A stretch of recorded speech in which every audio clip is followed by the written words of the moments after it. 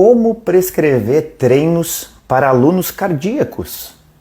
Olá pessoal, tudo bem? Sejam muito bem-vindos a essa série de aquecimento para a semana do Personal Sênior, que é um evento 100% gratuito e online que vai acontecer entre os dias 27 de novembro e 1º de dezembro. A Semana do Personal Sênior é um evento onde eu mostro o passo a passo para você, personal trainer, instrutor de academia, faturar mais de 10 mil por mês sendo um personal trainer de idosos. Assim como eu fiz. Eu segui exatamente esse caminho.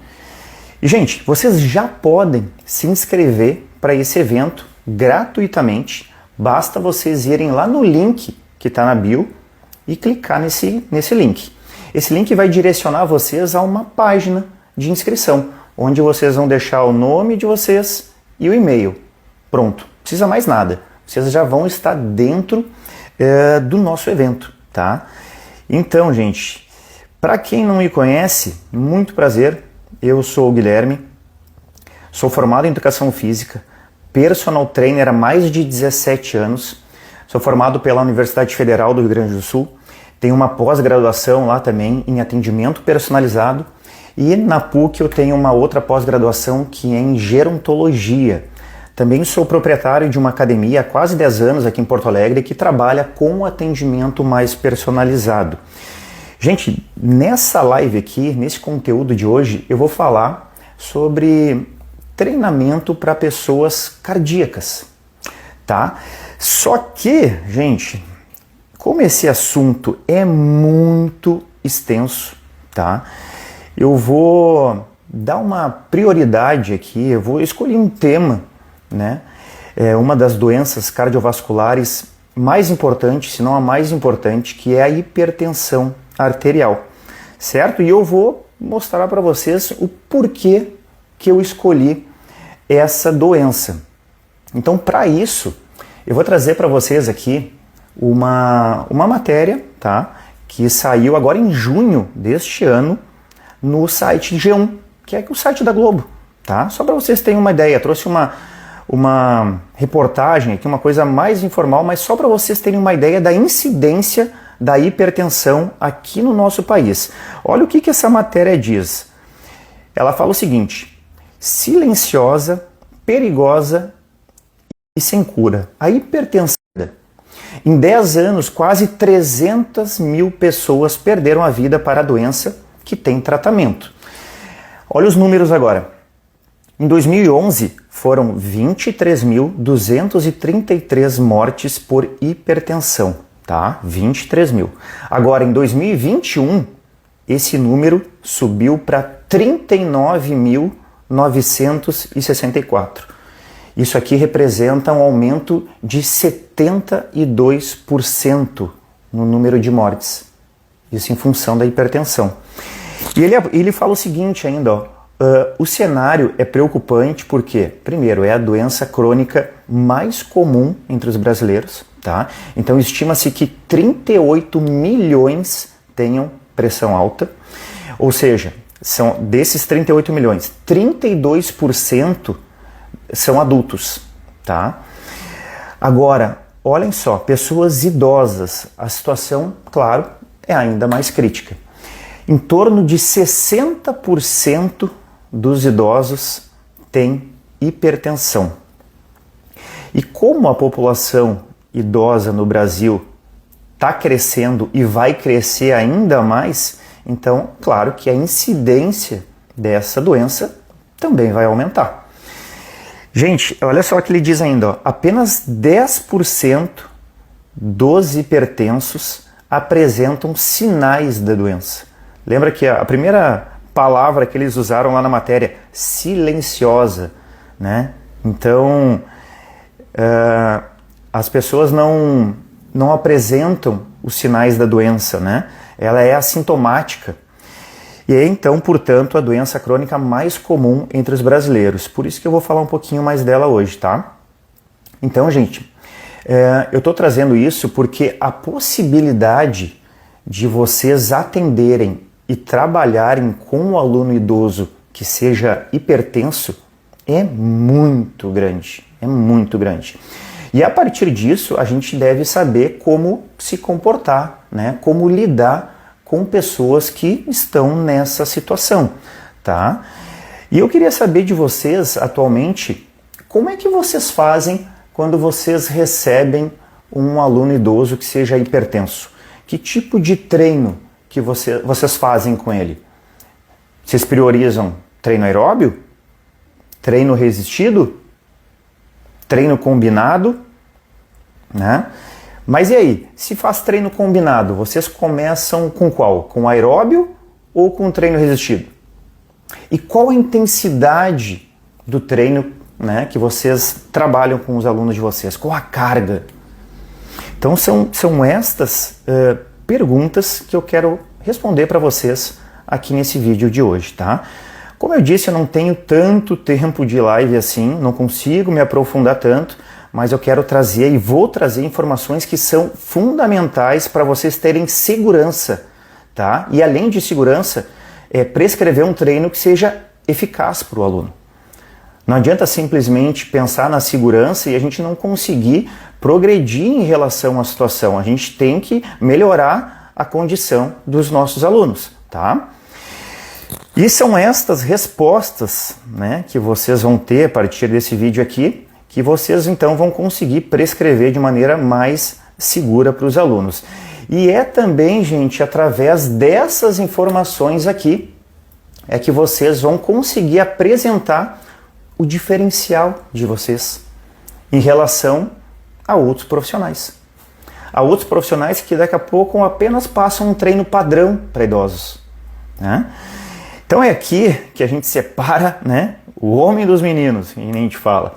Aqui que a gente separa os personagens que realmente têm como intenção faturar mais de 10 mil por mês, ou então um personal que daqui a pouco se contenta em estar ganhando 2, 3 mil reais, né, para passar ali um treino convencional que a grande maioria acaba passando.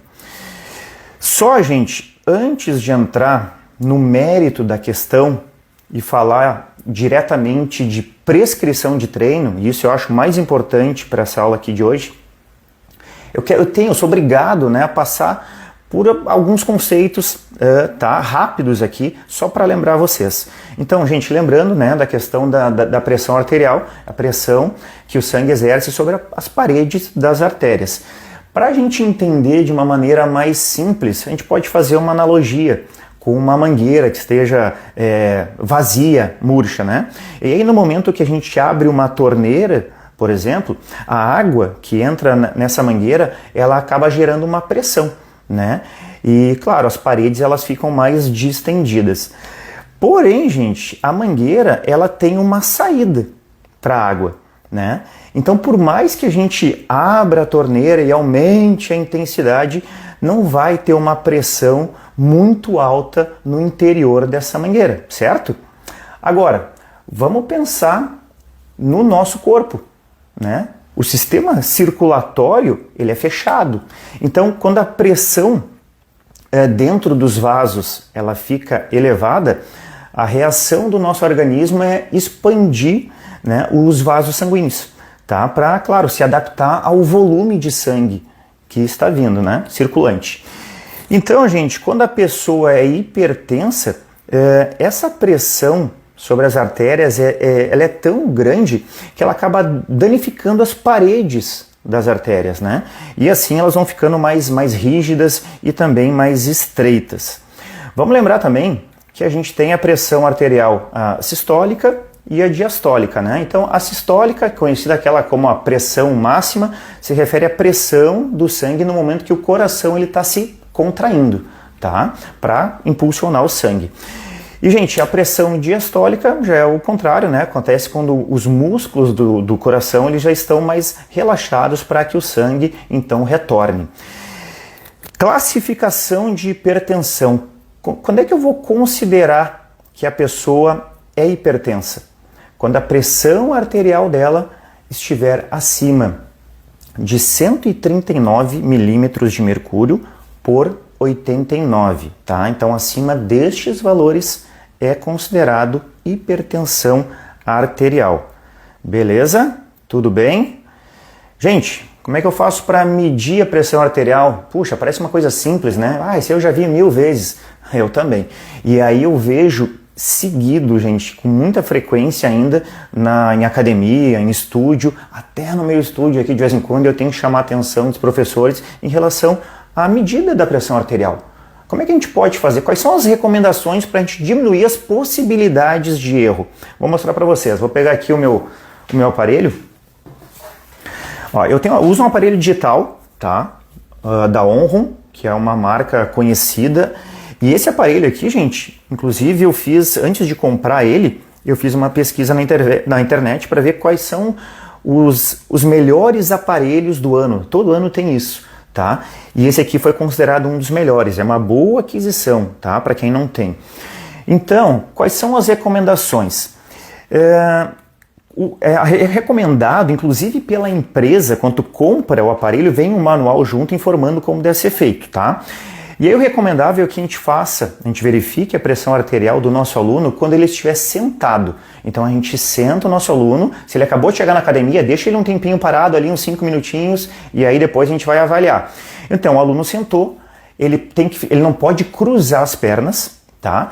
E a gente vai colocar o aparelhinho, a braçadeira, no braço esquerdo dele. No caso aqui sem o relógio, tá? Vamos tirar o relógio do aluno. E aí, gente, ele vai apoiar esse braço esquerdo, tá?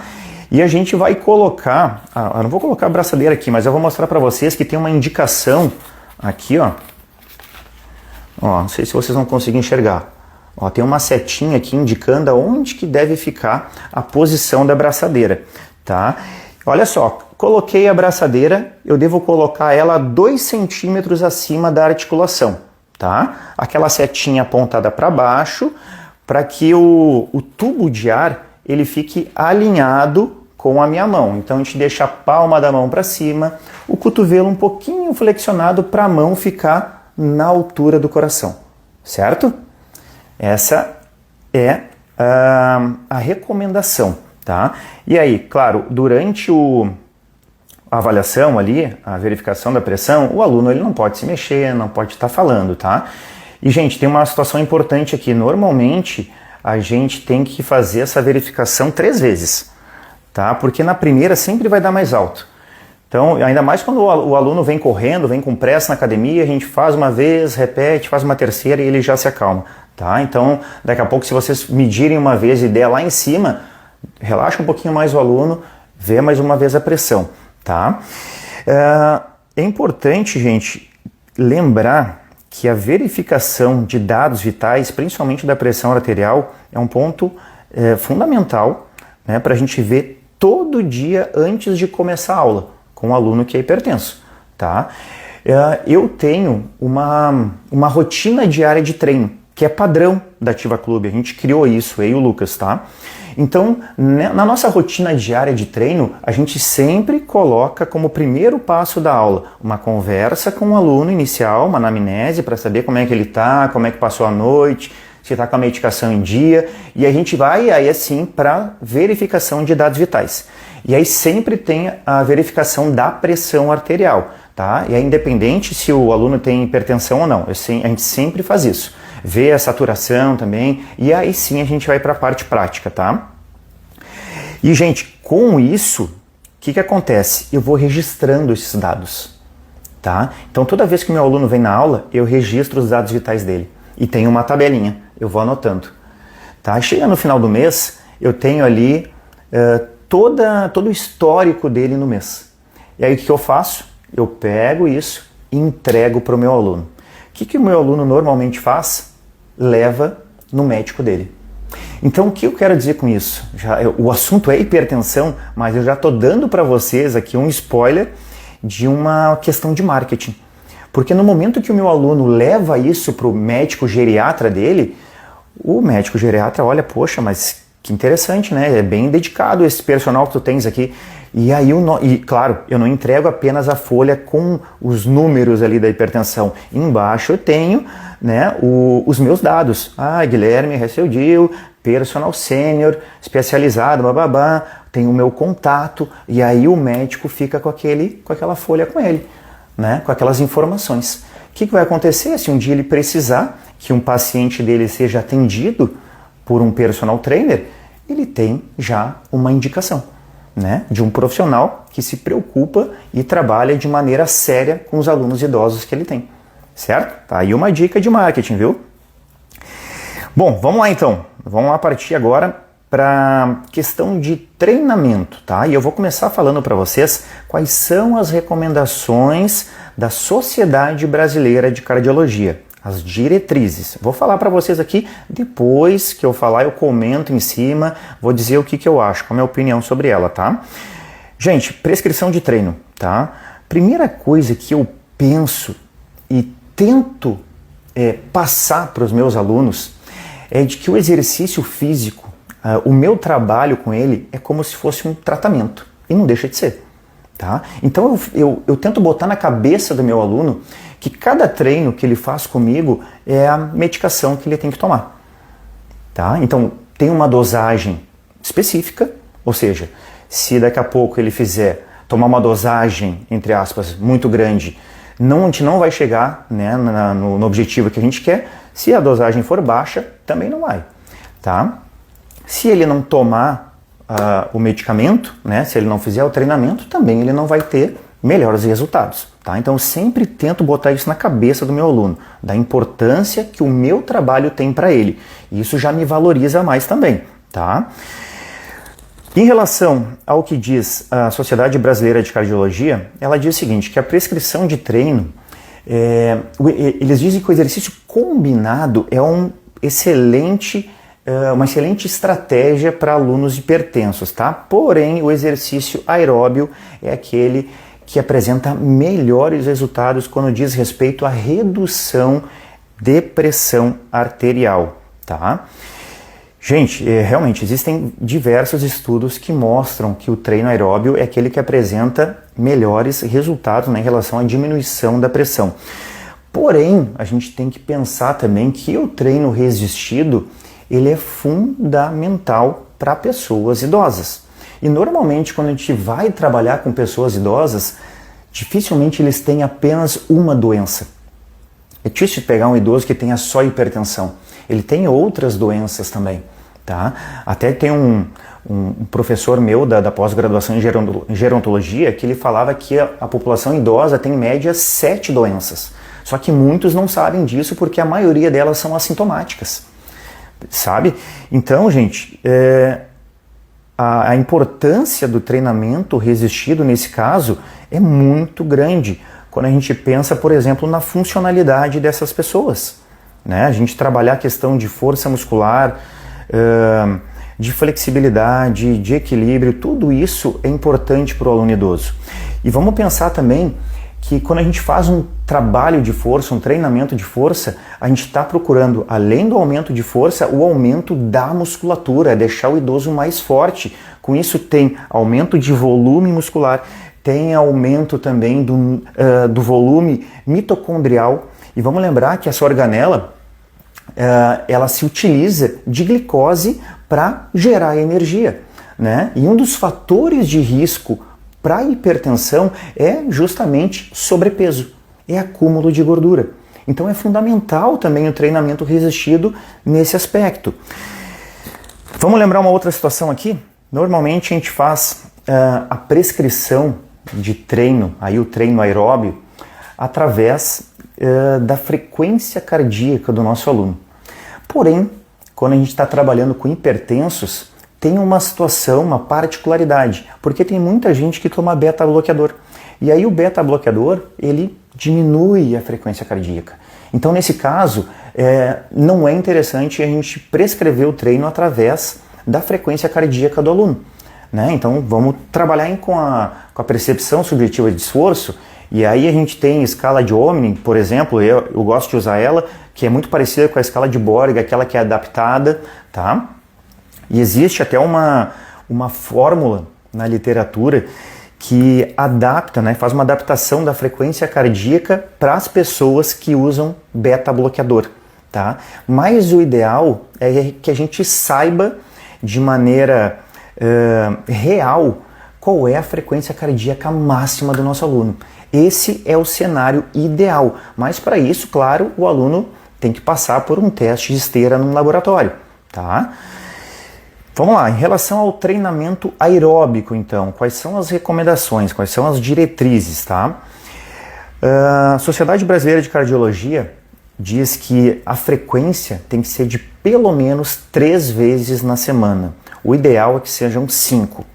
Ok, tá? Eu acho que é por aí mesmo. Pelo menos 30 minutos. O ideal é que fique ali 40, 50 minutos, tá? E aí, gente, vamos pensar que o treinamento aeróbico não é só caminhada, né? Tem várias alternativas. Pode ser bicicleta, pode ser natação, tá? Pode ser corrida, não tem problema.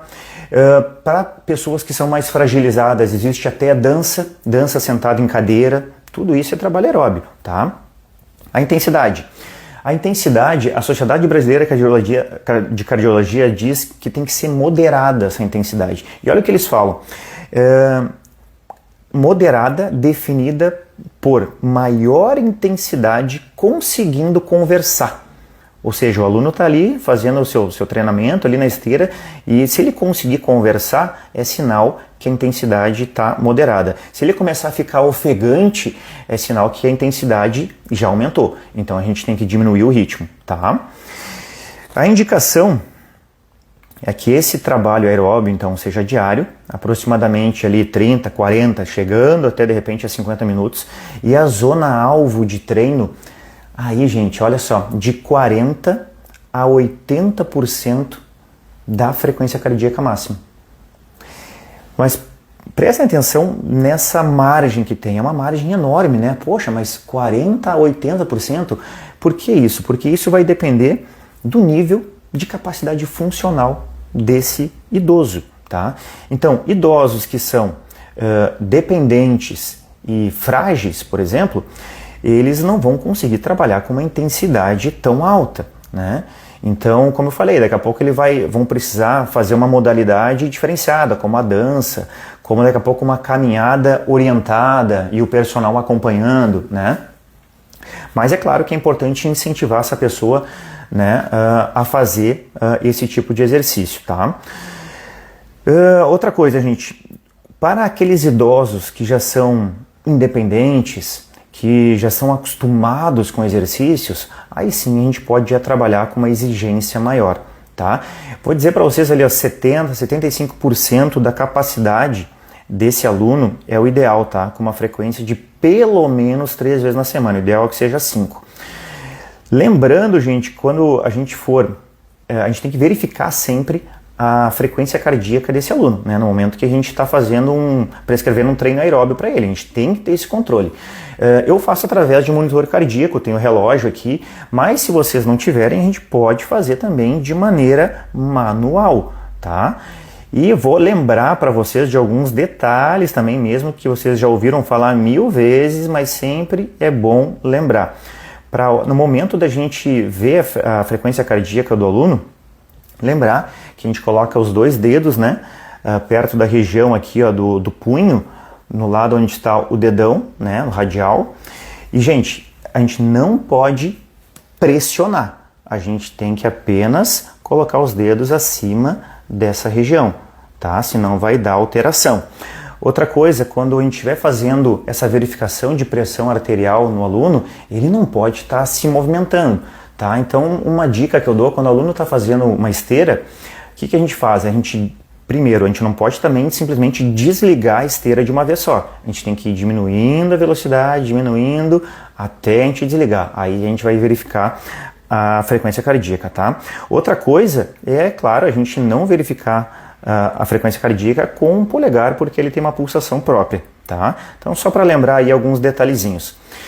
Bom, em relação ao treinamento resistido, a Sociedade Brasileira de Cardiologia diz que ele é um trabalho importante, mas é complementar, porque o aeróbio é o que apresenta melhores resultados. Mas tem vários estudos que mostram que o treinamento resistido também diminui de maneira crônica a pressão arterial, tá?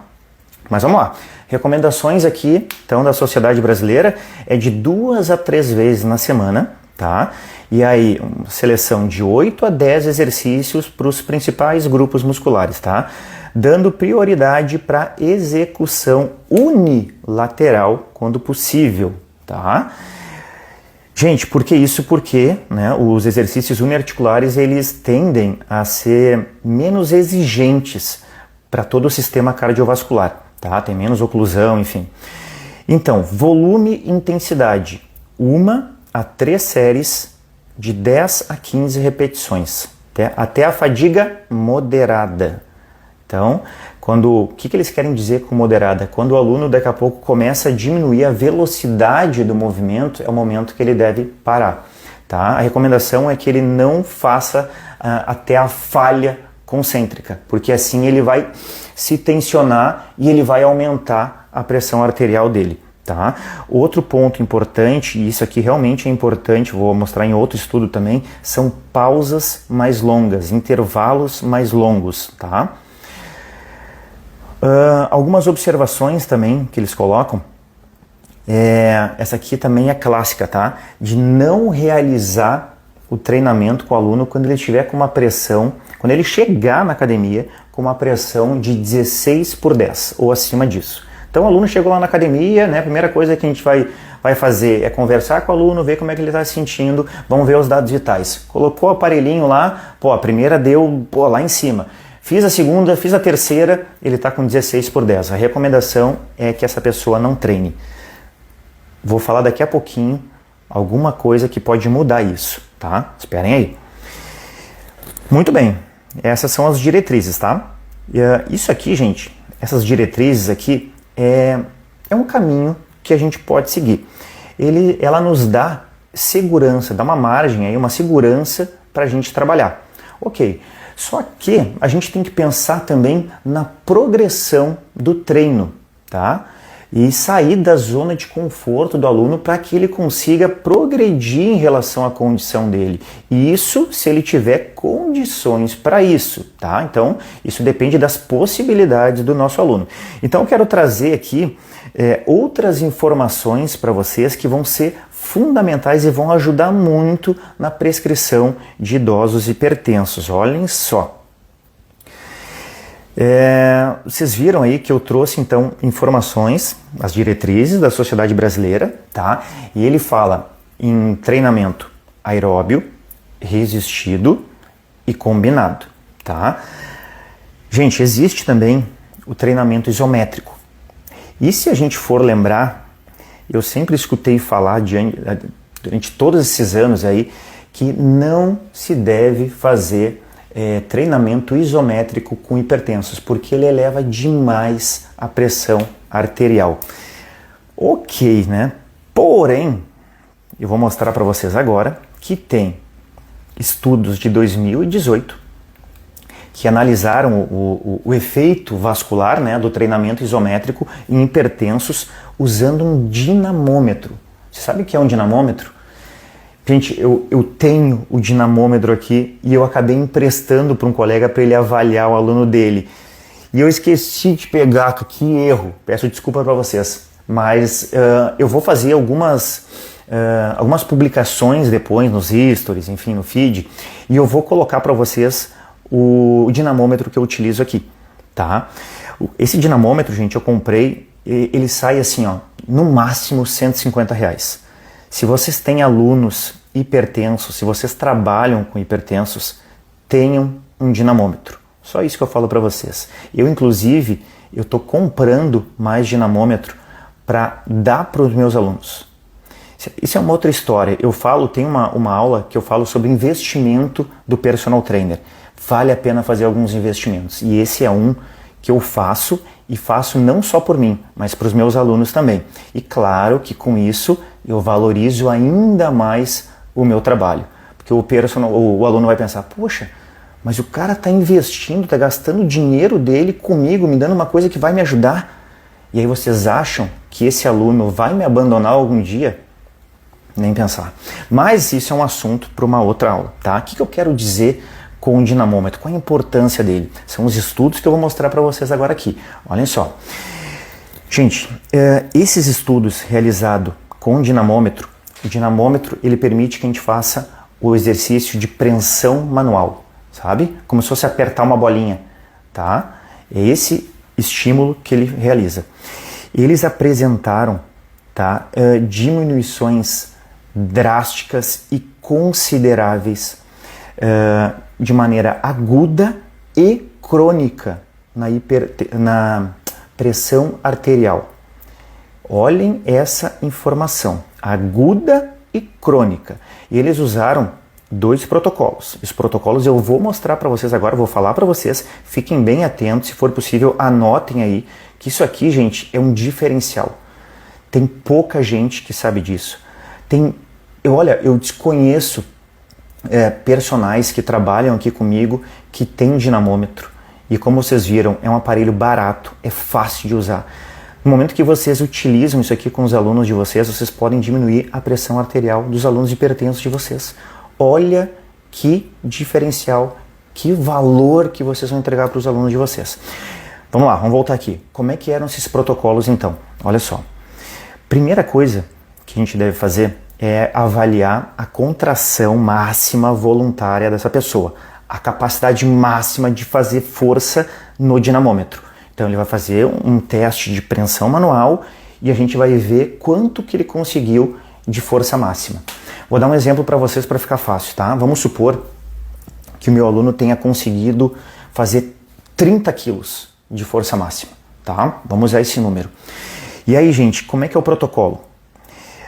A gente vai usar uma intensidade que corresponde a 30% da capacidade máxima do aluno. Se ele conseguiu chegar em 30 quilos, eu vou usar 9 quilos no aparelhinho, tá? Então, o meu aluno, ele vai fazer um teste, ele vai fazer o exercício de preensão manual e a gente vai tentar deixar com que a força, a intensidade fique no 9, tá? E aí, o que é feito? 8 séries de 1 minuto de contração com 1 minuto de intervalo. Então, ele fica 1 minuto tentando manter a força no 9, tá? É super moderado, gente, super moderado. Ele não vai fazer uma força máxima e chegar numa manobra de Valsalva, sabe? Ele vai conseguir respirar tranquilamente e vai fazer a força. E aí isso aqui a gente tem que fazer as 8 séries, tá? De 1 minuto. Com esse protocolo, se conseguiu uma resposta aguda, incrível, de diminuição da pressão arterial. E o que acontece? Quando a gente ativa uma quantidade de fibras pequenas, né? Tem pequeno número de vasos que estão sendo ocluídos. Então é uma oclusão parcial. E no momento que a pessoa para de fazer a força, acontece uma ativação parasimpática, né? E aí com vasodilatação e também relaxamento endotelial da parede das artérias. Isso gera um efeito hipotensor. Putz, que legal, cara. Que legal isso.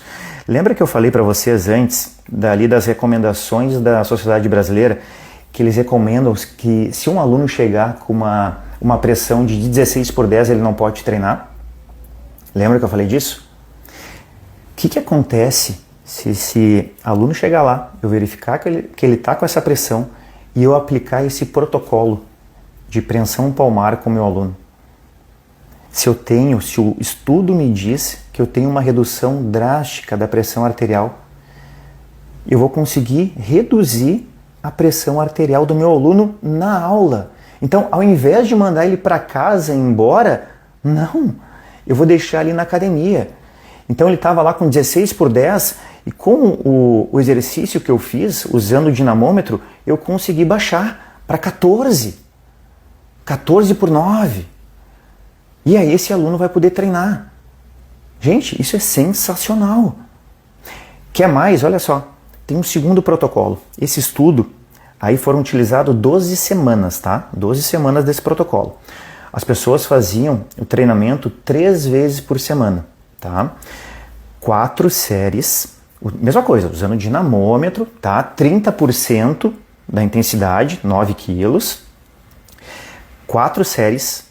Só que agora eles ficavam com 2 minutos de contração e 1 minuto de intervalo. Então eu ficava 2 minutos ali segurando, apertando um pouquinho, aí passava para outra mão. E, gente, ia trocando de forma alternada. Com isso, se conseguiu, depois de 12 semanas, também uma redução enorme na pressão arterial crônica do aluno. E aí, gente, o que acontece? Chega um ponto que a gente vai conseguir diminuir a dosagem da medicação do nosso aluno.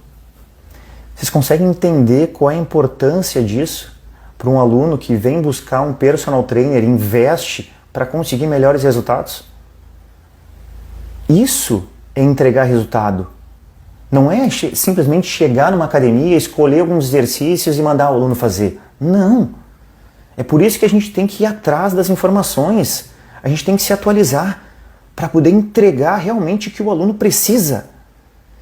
Se eu reduzo a dosagem da medicação do meu aluno, vocês acham que algum dia esse aluno vai me trocar por outro personal? Nunca! E se esse aluno falar para o geriatra dele que eu consegui diminuir a dosagem da medicação foi graças ao meu treino, será que esse geriatra não vai me indicar para outras pessoas, para outros pacientes dele? Claro, gente! Claro! Então, a gente tem que se atualizar, a gente tem que se qualificar, tá? E por isso que eu estou trazendo isso para vocês agora. Tem muitas informações aqui que são importantes e são direcionadas. Treino para idoso não é igual. Cada idoso tem a sua particularidade. Cada doença tem a sua particularidade. Então por isso que eu falei para vocês, eu trouxe aqui hipertensão arterial hoje, eu poderia falar de 1000 doenças cardíacas, só que não dá tempo, porque cada uma tem os seus detalhes. Tá? Vamos mudar um pouquinho o assunto aqui. Estou fazendo um treinamento combinado, que é a recomendação. O que eu faço primeiro? O aeróbio ou o resistido? A questão é a seguinte, se o meu aluno chegar com uma pressão arterial mais elevada, o que eu faço primeiro? Acabei de falar para vocês, posso fazer aquele trabalhinho isométrico, diminuo a pressão arterial dele de forma aguda, tá? E aí eu vou fazer o treinamento aeróbio, moderado. Por quê? Porque o treino resistido, ele tem um pico de pressão arterial, ele eleva a pressão arterial de maneira aguda. Tá? Mas claro, se o aluno chega aqui numa condição normal, né, dentro do quadro normal dele, posso trabalhar treinamento resistido, não tem problema. Tá? Mas nesse caso, se ele tiver alguma alteração, um cuidado especial que a gente tem que ter, vamos priorizar o trabalho isométrico, tentar baixar ali com um dinamômetro e depois a gente parte para o aeróbio, certo? Outra coisa, gente, que eu queria falar para vocês, eu sei que eu já estou em cima do tempo aqui, mas vamos lá. Tem duas informações importantes aqui que eu quero mostrar para vocês. Tem um estudo recente também que faz uma comparação do treino resistido com pessoas fazendo treino com uma série e um outro grupo fazendo o mesmo treino com 3 séries. Tá? Não vou me aprofundar muito, só quero falar do resultado para vocês. E o que se achou aqui nesse estudo? Que as pessoas que fizeram treinamento com 3 séries tiveram melhores resultados em relação à redução da pressão arterial. Tá? Anotem isso. Porém, detalhe, não é por isso que eu vou saindo fazendo 3 séries com todos os meus alunos. Eu tenho que respeitar o nível de condicionamento físico dele, em que fase do treinamento ele está. Tá? Vamos cuidar disso. Mas se for para escolher entre 1 e 3 séries, a gente vai optar por 3 séries. Eu vou fazer 15 exercícios de uma série de cada. Ou vou fazer 8 exercícios, 3 de cada. Melhor fazer 8 exercícios com 3 séries de cada. Beleza? Então tá. Outro estudo aqui que faz uma comparação de treinamento resistido, tá? Carga 70% de 1RM, tá? Com treino de potência com 50% de 1RM, tá? 50% de 1RM mais um treino de potência, ou seja, uma velocidade na concêntrica maior, tá? Gente, as pessoas que fizeram treinamento de potência tiveram um melhor resultado em relação à pressão arterial. apesar de ser uma velocidade mais alta, eles trabalharam com uma intensidade mais baixa, menos oclusão, né? Então tiveram resultado melhor. Posso me aprofundar isso em algum momento, tá? Só quero trazer essas informações para vocês. Um detalhe importante também, tem alguns exercícios que não são favoráveis para quem tem hipertensão, tá? Aqueles exercícios, por exemplo, que trabalham com o aluno com a cabeça para baixo. Não vou conseguir fazer aqui para vocês, mas vamos lembrar que tem aqueles bancos, né, declinado, que o aluno coloca os pés lá em cima, tá, e faz um supino, faz um abdominal. Aquele tipo de exercício não é recomendado para pessoas hipertensas, beleza? Muito bem. Outras informações que eu quero, últimas informações, tá, que eu quero passar aqui na sala de vocês, que são importantíssimas em relação a respostas de pressão arterial. Quando é que acontece aumento da pressão arterial? Quando tem maior número de fibras, tá, em contração. Lembra que eu falei para vocês, né, de exercício unilateral, bilateral, exercício com um grupo muscular grande, pequeno, é diferente, tá? Então, maior número de fibras em contração, teoricamente, aumenta a pressão arterial. Maior número de repetições, aumenta. Maior intensidade, aumenta. Falha concêntrica, também. E quando é que acontece diminuição da pressão arterial? Quando a gente dá um maior intervalo entre as séries. Gente, isso aqui é bem importante. Quando vai trabalhar então com uma pessoa hipertensa, priorizem isso no treinamento. Dê intervalos longos. Gente, é 1 minuto e meio, 2 minutos de intervalo. Ah, Guilherme, mas daí o meu aluno vai lá ficar parado, sentado 2 minutos. Não, gente, pega esse aluno aí, dá uma caminhada na academia, sabe? Não deixa ele parado, estimula ele de alguma outra maneira, mas respeita o intervalo. Isso aqui é comprovação científica, gente. Tem melhores resultados em relação à pressão, à redução da pressão, no momento que a gente faz intervalos maiores, tá? Outra possibilidade de diminuir a pressão arterial, ela diminui no momento que a gente dá menos ênfase na contração concêntrica, porque tem mais oclusão, tá? Então o que acontece? Se for o caso da gente ajudar o aluno na concêntrica, vamos dar ênfase na excêntrica. Aqui o músculo está se alongando, não vai ter aquela contração aqui, não vai aumentar a pressão dele em função disso, tá? É uma possibilidade também. E também quando a gente realiza exercícios unilaterais, como eu já tinha falado para vocês, tá? O que eu sugiro, gente, é fazer trabalho resistido. Eu prefiro fazer ainda com uma intensidade mais alta, mas dando mais intervalo, do que fazer daqui a pouco uma carga mais baixa, mas um número de repetições lá em cima. Tá? Lembrando que a gente tem que gerar um certo desconforto no aluno para ter progressão no treinamento. Muito bem. Gente, detalhe muito importante aqui, é uma mensagem final. Passei algumas informações, alguns detalhes importantes sobre prescrição de treino para hipertensos, tá? Então, ter conhecimento de tudo isso, de exercício, de tipo de treino para pessoas com determinadas doenças, obviamente que é muito importante. Mas, gente, não adianta nada vocês terem isso com vocês saberem de tudo isso e vocês não conseguirem vender o trabalho de vocês. Não adianta nada. O que adianta vocês terem todo esse conteúdo e vocês não conseguirem vender esse conhecimento de vocês para outras pessoas? Vocês entendem o que eu quero dizer? Então, para que vocês tenham um faturamento acima de 10 mil por mês, vocês precisam vender, tá? Então eu tô aqui, gente, não é para, eu não sou uma enciclopédia aqui, não quero transformar vocês em conhecedores de exercícios voltados para doença. Não é isso. E vocês têm que ter conhecimento disso, sim. Mas eu tô aqui para ensinar, para ajudar vocês a faturarem mais de 10 mil por mês. Esse é o meu grande objetivo com vocês. Para isso, é claro que vocês têm que ter conhecimento técnico, mas tem que saber vender, tem que ter estratégias de venda. Tô com meu telefone aqui, desliguei. Tem que ter organização de trabalho, tem que ter um método, porque é isso que vocês vão usar para conseguir atingir os resultados dos alunos de vocês. E eles têm que enxergar isso em vocês. Eles têm que enxergar que vocês têm um método de trabalho e que vocês são qualificados. Só que esse conhecimento de vocês tem que chegar até os alunos. Vocês não podem ficar esperando o aluno chegar. Pelo contrário, vocês têm que mostrar o que vocês têm para os alunos virem atrás, aí sim atrás de vocês. Certo? Então, Conhecimento técnico é importante, mas é fundamental também saber vender o trabalho de vocês, certo? Então, tudo isso eu vou ensinar lá na semana do Personal Sênior. Só reforçando aqui, gente, as inscrições estão abertas, é gratuito. É gratuito. A semana do Personal Sênior é totalmente gratuita e online. Você pode fazer a inscrição agora, vai lá no link que está na nossa bio, desliga a live aqui depois, acabou na live, vai lá, clica no link, ele vai direcionar vocês para uma página de inscrição, você só coloca o nome de vocês e o e-mail, tá feito. Aí eu espero vocês lá no dia 27 de novembro, tá? Claro, enquanto isso, eu vou continuando com as minhas lives de aquecimento aqui. Tá? É só um aquecimento para o que vocês vão ter lá na semana do Personal Sênior. Lá vai ser um evento show de bola, tá bom? Espero vocês amanhã aqui com outra live.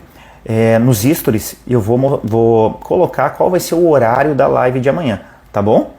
Quem tá comigo aqui? Ale, show, valeu. Que legal, valeu, gente. Rafael também, grande abraço para vocês, gente. Obrigado pela participação de todos, tamo junto e espero vocês amanhã, tá? Grande abraço, obrigado.